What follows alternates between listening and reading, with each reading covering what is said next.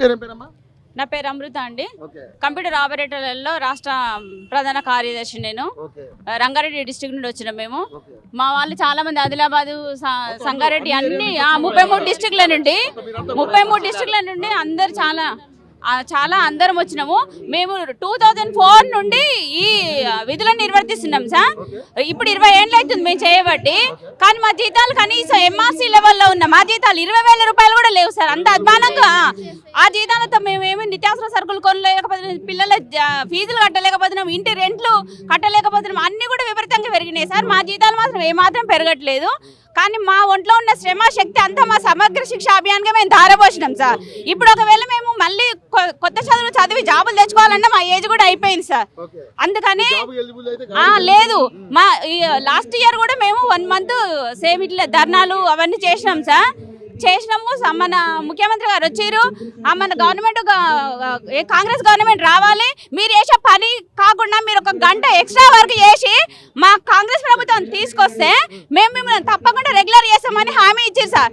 మేము 1 గంట కాదు సార్, మొత్తం ఎన్నో రోజులు కష్టపడి మా అమ్మలకు, అమ్మమ్మలకు, అత్తమ్మలకు, చుట్టాలకు, బంధుమిత్రులకు అందరికి చెప్పి ఓట్లు వేయించి, పిల్లలంటే ఓట్లు వేయరు కదా పెద్దవాళ్ళకి, అందరికి చెప్పి ఓట్లు వేయించి కాంగ్రెస్ గవర్నమెంట్ తీసుకొచ్చుకున్నాం సార్. మా రేవంత్ అన్నని నిలబెట్టుకున్నాం. మా రేవంత్ అన్నకు ఈ మీడియా ద్వారా ఈ సమాచారం చేరి మా బాధలని తెలుసుకొని, మా కష్టాలను తెలుసుకొని మమ్మల్ని రెగ్యులర్ చేసి మమ్మల్ని ఆదుకుంటారని మనస్ఫూర్తిగా కోరుకుంటున్నాం సార్. మేము పిల్లలమే, మాకు తండ్రి లాంటి వాడు, మేము అందరం ఆయన పిల్లలమే. తండ్రి పిల్లల కష్టాలు చూడాలి కాబట్టి మా కష్టాలను అర్థం చేసుకొని మాకు రెగ్యులర్ చేయమని కోరుకుంటున్నాం సార్. అంతలోపు ఒకవేళ టైం కావాలంటే మినిమం టైమ్స్కి వెళ్ళి ఇచ్చి మమ్మల్ని ఆదుకోవాలని మా యొక్క విన్నపం సార్. నా ఒక్కదాని ప్రాణం మరణ దీక్ష కూడా పూనుకుంటాము. ఎందుకంటే చెప్తున్నా, నా ఒక్కదాని జీవితం పోయినా సరే ఇంతమంది బాగుపడతారు. నా బిడ్డకి 20,000 మంది పిల్లలు, 20,000 మంది చూసుకుంటారు నా కుటుంబాన్ని. నేను ఒక్కదాన్ని అయినా సరే కానీ నిలబడతా, నిరాహార దీక్షకైనా, ఆమర నిరాహార దీక్షకైనా కానీ మా కోరిక మాత్రం నెరవేరాలి సార్. అందరం అదే తింటలేము, తిండి సగం కడుపుకు తిండి బతుకుతున్నాము. ఇంకా నిరాహార దీక్ష, ఆమర నిరాహార దీక్ష చేయడం మాకేం పెద్ద ఇది కాదు. రోజు చేసేది కూడా మేము అదే, అధికారికంగా అయినా అనధికారికంగా చేసేది అదే. రైట్ అమ్మా, మీ సమస్యలు పరిష్కారం కోసం తప్పకుండా మీడియా పరంగా మేము కూడా మీ అంశాన్ని టెలికాస్ట్ చేస్తాం. సో ఏదేమైనా కూడా విలీనమే మా లక్ష్యం, రెగ్యులరైజేషన్ మా పంతం అంటూ కూడా విద్యాశాఖలో విలీనమే మా లక్ష్యంగా రెగ్యులరైజేషన్ చేయాలంటూ కూడా వీళ్ళంతా కూడా సమగ్ర శిక్ష విద్యకు సంబంధించినటువంటి వాళ్ళంతా కూడా ఈరోజు ధర్నాకు దిగారు.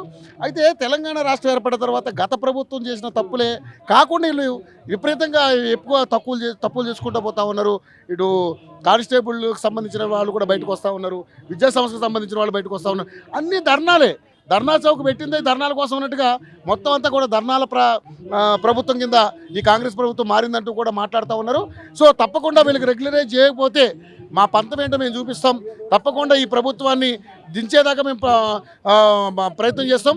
అదేవిధంగా మాకు న్యాయం చేస్తే మళ్ళీ ఒక 5 సంవత్సరాల అధికారం, అది 5 కాదు 10 సంవత్సరాల అధికారం కట్టబెడతామని చెప్పేసి వాళ్ళ యొక్క ఆవేదన వ్యక్తం చేస్తూ ఉన్నారు.